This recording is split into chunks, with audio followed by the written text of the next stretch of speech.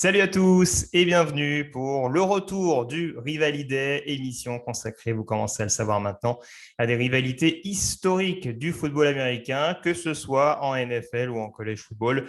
Prenons place sur les bancs de l'université dans cette émission avec deux équipes qui se sont croisées à travers les conférences et à travers les décennies.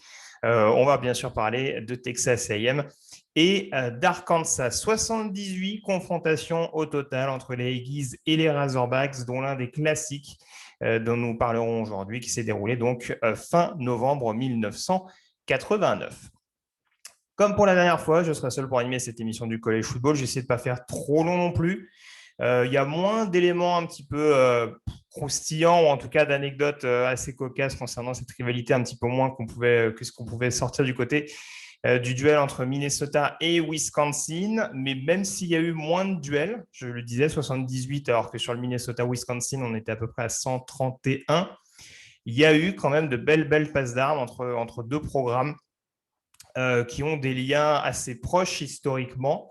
Pour de multiples raisons, assez similaires d'ailleurs à ce qu'on retrouvait du côté de Minnesota-Wisconsin, puisque bien entendu, pour ceux qui connaîtraient un petit peu leur carte des États-Unis, on est quand même sur deux villes plus ou moins voisines. Alors, c'est des États différents, bien entendu, mais pour rappel, donc, la fac d'Arkansas se situe du côté de la ville de Fayetteville, alors que Texas A&M se situe donc à College Station, au Texas, 800 km donc, qui séparent les deux villes, hein, donc ce n'est pas non plus côte à côte, bien entendu, mais l'échelle des États-Unis, ça reste limite de l'autre côté du trottoir. Donc il y a quand même cette proximité géographique indéniable dans un bassin de football, dans une zone géographique où on sait que le football américain est presque sacré depuis sa création, hein, très clairement. Il suffit de voir beaucoup de documentaires sur le football américain, notamment au Texas, pour s'apercevoir que ça prend rapidement des proportions assez importantes, que ce soit à l'université ou même bien avant cela. L'autre point important concernant Texas A&M et Arkansas, c'est qu'on a aussi affaire à des facs, on va dire, de précurseurs dans le côté académique du terme, puisque c'est deux des facs qui ont été des acteurs majeurs, notamment dans les lois du Morrill Act, du nom de Justin Smith Morrill, sénateur américain de l'époque, qui encourageait tout simplement à mettre en avant le développement des universités publiques aux États-Unis. Et en l'occurrence, Texas A&M et Arkansas ont aidé, on va dire, à développer cet aspect-là, enfin en tout cas le niveau, on dira, des universités publiques aux États-Unis, avec notamment beaucoup de trouvailles en termes de recherche, en termes de sciences notamment. Arkansas est très réputé dans le domaine scientifique. Donc c'est aussi là-dessus que historiquement, ces deux facs et du même coup deux programmes, on va dire, qui sont assez liés. Et puis le dernier point important, et là aussi ça rejoint un petit peu ce que j'évoquais lors du Minnesota-Wisconsin, c'est qu'on a affaire là aussi à deux équipes qui se sont croisées très très tôt dans leur histoire et qui ont notamment créé la Southwest Conference, qui n'existe plus aujourd'hui, mais qui avait donc été créée en 1915. Texas A&M et Arkansas faisaient partie des toutes premières équipes participant donc à cette conf, avec 6 autres formations en l'occurrence. Vous verrez qu'on retrouve beaucoup d'équipes, notamment qui figurent aujourd'hui dans la conférence Big 12, hein, de par encore une fois l'aspect géographique. On avait notamment Texas, Baylor, Rice, qui évolue maintenant dans des conférences un peu moins importantes. Oklahoma A&M, de son nom à l'époque, c'est bien entendu Oklahoma State aujourd'hui.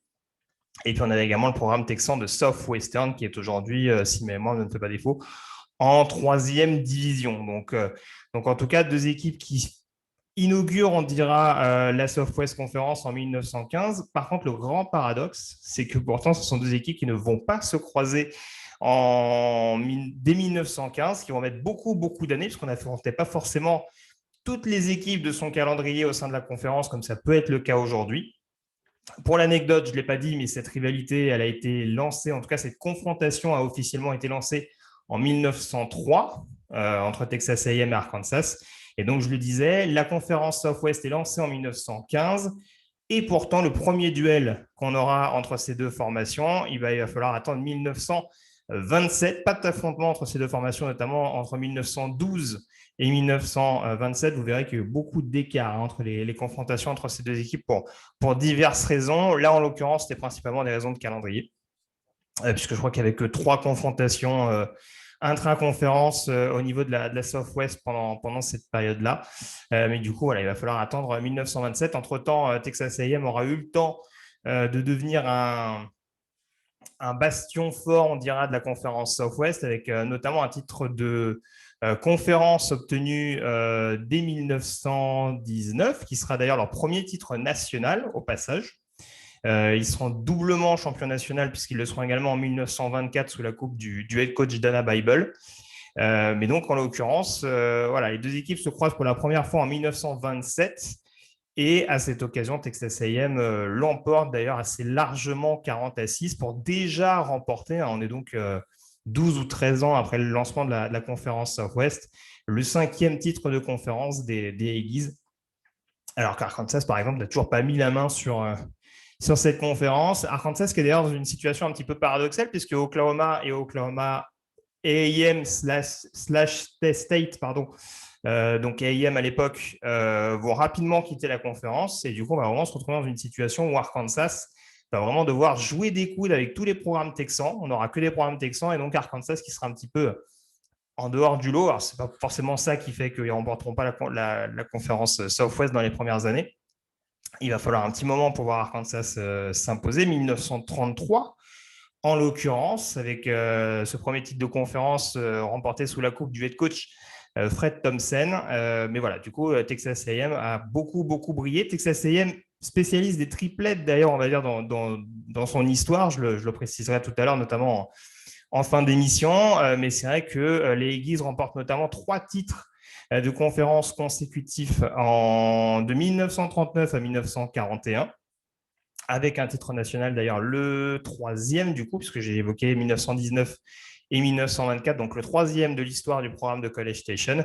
Et pour la petite histoire, on va dire que c'est une belle période qui a été lancée notamment par un match symbolique du côté de College Station en 1938, puisqu'à l'époque, Arkansas et Texas A&M étaient 2 programmes en grande difficulté. On avait eu une fin de match un petit peu à couper le souffle, on va dire, avec 2 équipes qui, même sans un enjeu vraiment notable, avaient joué le jeu jusqu'au bout. Et en l'occurrence, je crois que c'est un touchdown à la course, notamment du coureur assez massif Big John Kimbrough, qui avait permis à Texas A&M de s'imposer, de reprendre un petit peu du poil de la bête.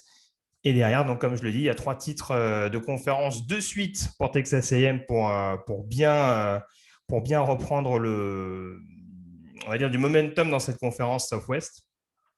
J'ai oublié le nom du head coach à l'époque, mais je crois que c'était Norton. Alors, j'ai oublié son prénom, j'en suis désolé. J'aurais dû préparer mes fiches un petit peu mieux en l'occurrence, mais voilà. Donc, du coup, belle période de Texas A&M qui va remporter donc les titres de 39 à 41. Arkansas, je l'ai dit, mine de rien, ça va être une équipe souvent en difficulté, en tout cas d'un point de vue récompense par rapport à Texas A&M. Ça rejoint un petit peu une rivalité NFL dont on avait parlé, excusez-moi, avec le duel NFL entre les New York Giants et les Philadelphia Eagles. C'est-à-dire qu'on va dire que les distinctions allaient plutôt du côté des Aggies, mais ce n'est pas forcément pour ça que sur les confrontations directes, Arkansas était toujours à la ramasse. Il y a eu beaucoup de belles passes d'armes au fil des années, même si, voilà, in fine, et pendant très très longtemps, notamment jusqu'aux années 60, Arkansas va rarement être vraiment au premier plan, que ce soit d'un point de vue régional avec la Southwest, ou en tout cas national. Ça va changer notamment en 1964, avec Arkansas qui se retrouve donc sur le toit du monde, avec 2 personnages très importants de l'histoire du programme de Fayetteville. Arkansas coaché à l'époque par Frank Boyles, qui est peut-être aujourd'hui le head coach le plus emblématique de l'histoire de Fayetteville, hein, n'en déplaise peut-être à Bobby Petrino pour le côté un petit peu second degré. Mais voilà, Frank Boyles, head coach des Razorbacks pendant une quinzaine d'années, et qui a vraiment insufflé notamment un air nouveau du côté des Razorbacks dans les années 60-70, avec du coup cette victoire en 1964, symbolisée justement par une victoire d'Arkansas dans les dernières minutes contre Texas. Alors, c'est une rivalité dont j'aurais pu parler, le Arkansas-Texas, à dire vrai, de par justement les raisons que j'évoquais un petit peu plus tôt. Texas faisant partie également de la conférence et ayant eu des très belles confrontations contre Arkansas.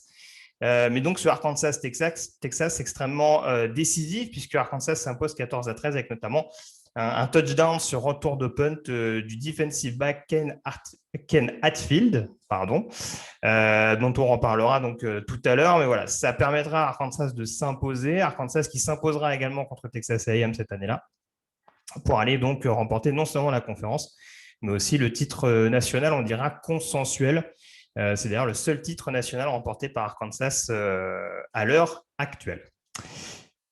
On avance un petit peu en allant jusque dans les années 70, notamment dans les années 70, justement, une équipe d'Arkansas qui va être un véritable poil à gratter pour Texas A&M, avec notamment la campagne 1975. Et cette lourde défaite de Texas A&M du côté de Fayetteville, de nouveau, une défaite 30-6, défaite éminemment importante, puisque en l'occurrence, Texas A&M avait la possibilité, en cas de victoire, de s'adjuger le titre de Southwest, voire pourquoi pas d'aller chercher un 4e titre national. Que nenni, puisqu'on a donc cette lourde défaite face à Arkansas. Et surtout, on se retrouve avec une équipe d'Arkansas qui revient à égalité au compteur avec Texas A&M et qui va même partager le titre de la Southwest avec les Aggies ainsi qu'avec Texas. C'est une des rares années où on aura eu un triple champion, on dira 3 équipes totalement ex aequo à la fin de la saison. Ce qui était le cas donc des Razorbacks, des Aggies et des Longhorns. Donc 1977 également, on a ce triplet du quarterback Ron Calcani, quarterback d'Arkansas, qui feinte la défense de Texas A&M pour alerter le receveur Robert Farrell et pour permettre à Arkansas, tout nouvellement coaché par Lou Holtz au passage, avec quelques noms sympas qu'on retrouve sur le coaching staff, Monte Kiffin par exemple en défense, Pete Carroll qui était encore tout jeune à l'époque. Un peu bizarre de dire ça en 1977. Mais voilà, du coup, victoire 26-20 dans les dernières minutes donc d'Arkansas, pour là encore piéger Texas A&M au pire des moments. Et puis on a également en 1980 cette remontée fantastique de Texas A&M dans un match où Arkansas mène 24-0 et se fait recoller à 24 partout. Et Arkansas qui va quand même trouver les moyens d'aller chercher la victoire dans les dernières minutes par l'intermédiaire de son kicker Ish Ordonez qui rate d'abord un field goal avant de se reprendre vraiment dans les toutes dernières secondes pour offrir un succès 27-24 à Arkansas. Donc voilà, là on est vraiment dans des confrontations extrêmement, alors j'allais dire accrochées, pas toujours, parce que je parlais du duel en 75 qui était quand même plus ou moins à sens unique, mais en tout cas sur des duels qui commencent à vraiment prendre de l'importance, de la symbolique et qui laissent des traces, mine de rien, à terme.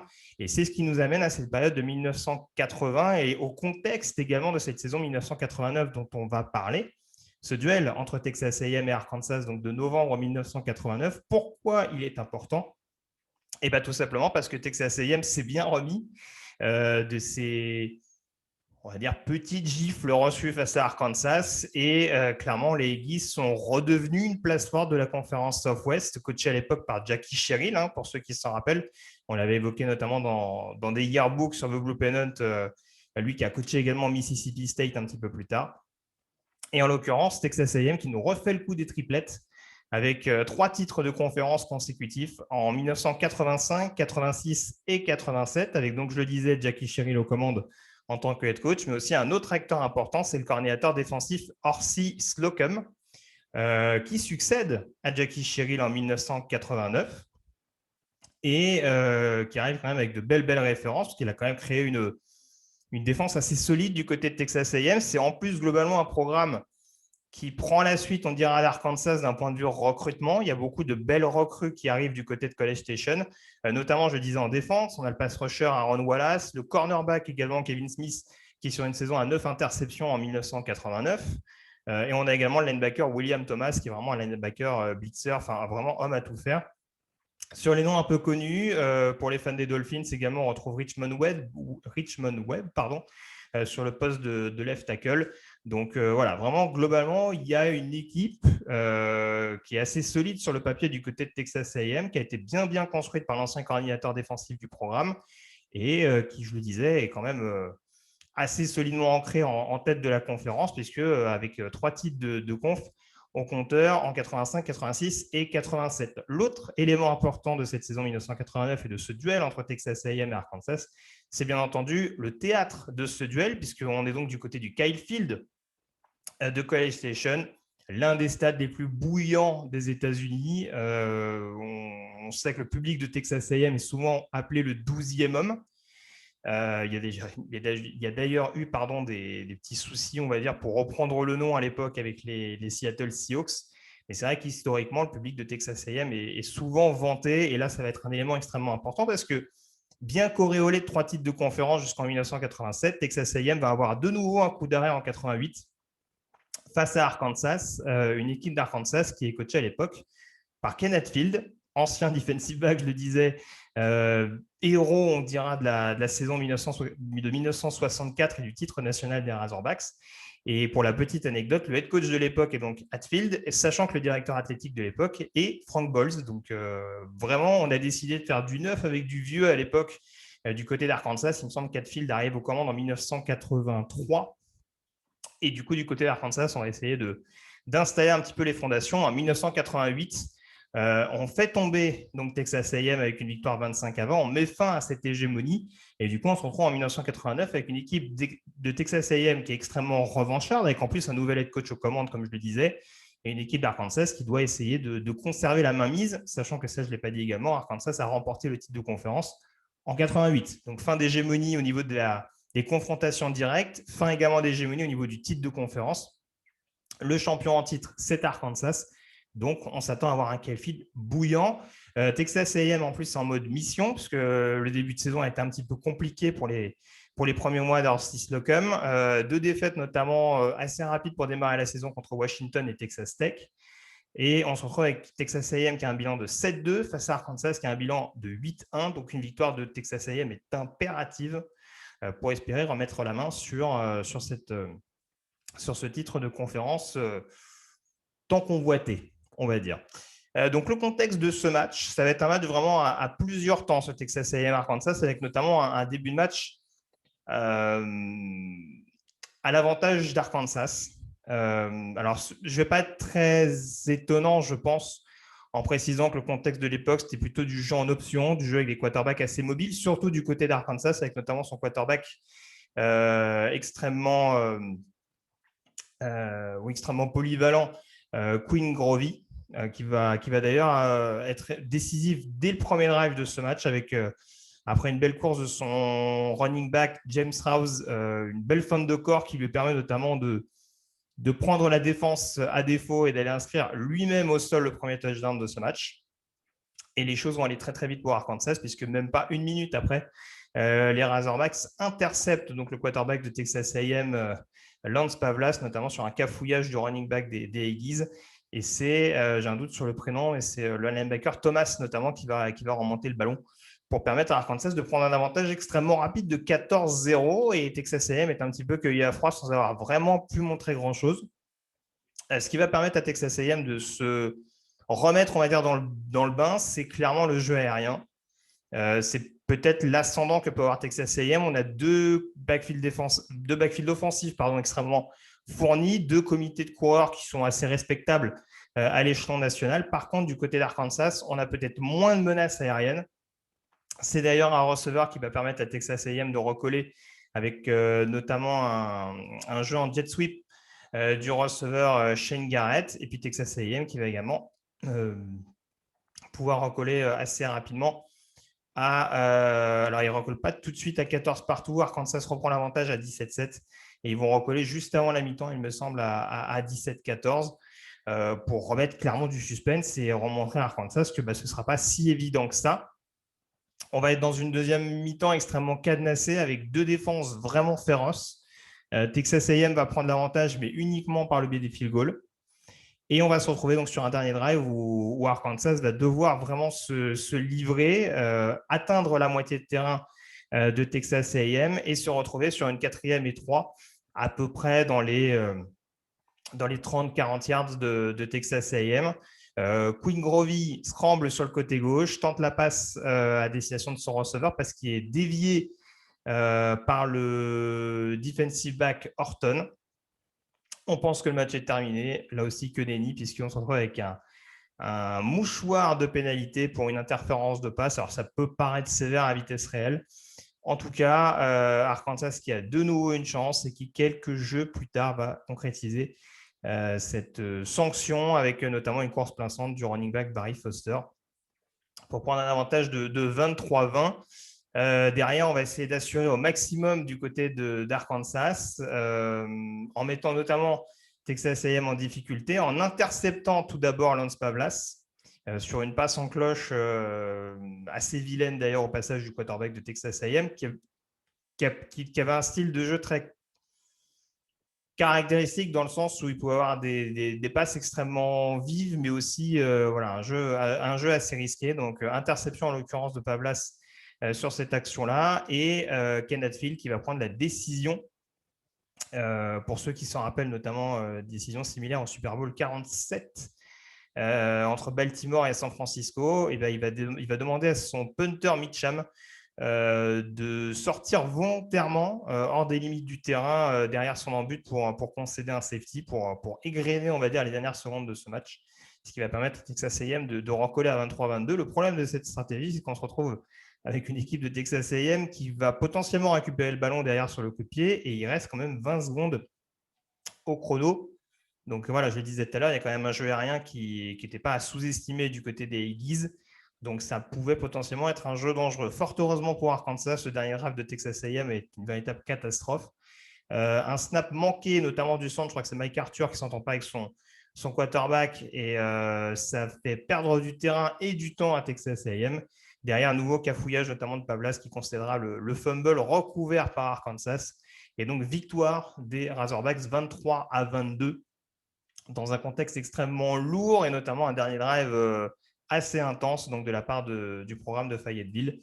Et cette victoire va permettre notamment à Arkansas d'aller chercher un deuxième titre de conférence consécutif en 1989.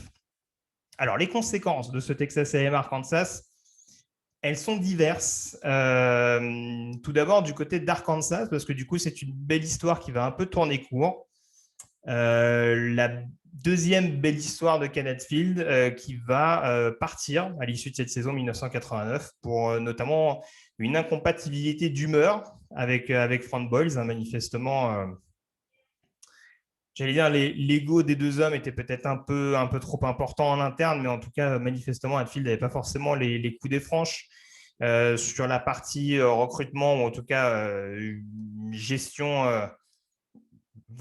du vestiaire, tout simplement, disons-le clairement. Et du coup, Ken Hatfield qui va décider de prendre la direction de Clemson dans la foulée pour rejoindre les Tigers dès la saison 1990. Il serait remplacé par le coordinateur offensif de l'époque d'Arkansas, Jack Crow. Ça ne se passera pas très, très bien, puisque le Crow, en l'occurrence, ne restera que 2-3 saisons du côté d'Arkansas avant de prendre la porte. Et puis, à l'inverse, du côté de Texas A&M, bien que la première saison d'Arcis Lecum ait laissé un arrière-goût un petit peu amer avec cette défaite justement et ce deuxième titre de conférence consécutif cédé à Arkansas, on va se reprendre assez rapidement.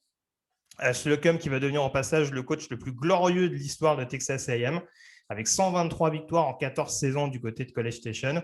Le retour de la triplette avec 3 titres de conférence, notamment en 1991, 92 et 93.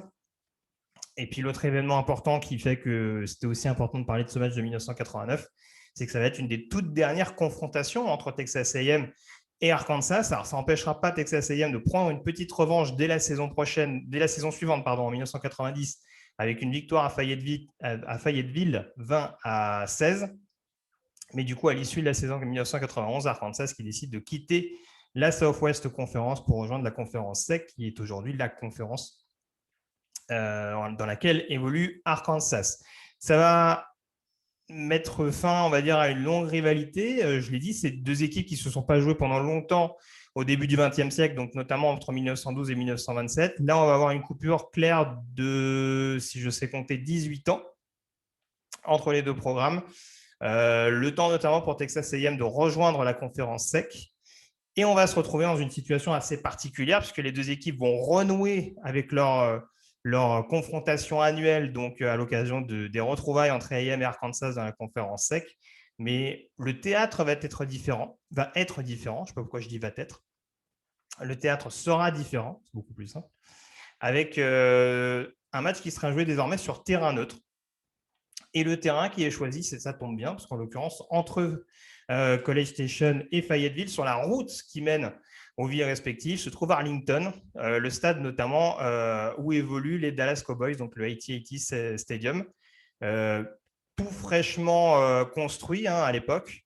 Et Arlington, c'est un théâtre naturel dans le sens où, outre la position géographique, les Dallas Cowboys, c'est bien entendu tenu par Jerry Jones, propriétaire historique, qui est donc un acteur majeur, on va dire, du football américain texan, avec les nombreux titres gagnés par les Dallas Cowboys, qu'on surnomme, il faut bien le rappeler, la America's Team aux États-Unis. Et Jerry Jones, qui est également un diplômé de l'université d'Arkansas. Donc voilà, il y a une connexion qui se fait tout naturellement entre ces deux programmes. Et le fait d'évoluer dans le stade des Dallas Cowboys, dans une ville en plus à mi-chemin entre les deux écoles, ça fait sens très, très clairement à partir de la saison 2009. Donc voilà, c'est ce qui va devenir le classique d'Arlington dans les deux sens du terme, puisque tout simplement, depuis 2009, on a donc eu à ce jour 13 confrontations entre les deux programmes pour 7 rencontres qui se sont jouées sur un score d'écart. 3 matchs qui se sont terminés par des prolongations, avec d'ailleurs au cours de ces prolongations 3 victoires de Texas A&M. Longue série d'ailleurs en faveur des A&M, ce qui me semble que sur les 13 rencontres disputées, je vais essayer de revérifier ça vite fait, mais sur les 13 confrontations en question, on a 9 victoires consécutives de Texas A&M, donc entre 2012 et 2020. La série qui a pris fin donc, l'année dernière avec la victoire d'Arkansas, donc 20-10. Et du coup, voilà, ça donne très souvent non seulement des rencontres à points, mais en plus des rencontres à grosse intensité pour rappeler un petit peu le vécu, l'historique entre ces deux équipes et le spectacle qui peut être proposé assez régulièrement. Donc aujourd'hui, on a un bilan de 42 victoires pour Arkansas, 33 victoires pour Texas A&M, 3 matchs nuls au total, ce qui n'est pas grand-chose en 78 confrontations, pardon, et pour des équipes qui se sont jouées assez souvent au début du XXe siècle. Mais voilà, cet avantage assez notable pour Arkansas, comme je le disais tout à l'heure, même si au niveau des vitrines, Texas A&M s'est peut-être un peu plus démarqué dans certaines périodes de son histoire. Voilà en tout cas ce qu'on pouvait dire sur cette rivalité entre Texas A&M et Arkansas et ce duel notamment de novembre 89 remporté par les Razorbacks du côté du Kyle Field de College Station. Vous retrouvez le rivalité dans quelques jours pour le retour notamment de la NFL. Je retrouverai mon camarade Victor Roulier à cette occasion et on abordera la rivalité d'AFC Est entre les Miami Dolphins et les New York Jets. Salut à tous et à très vite.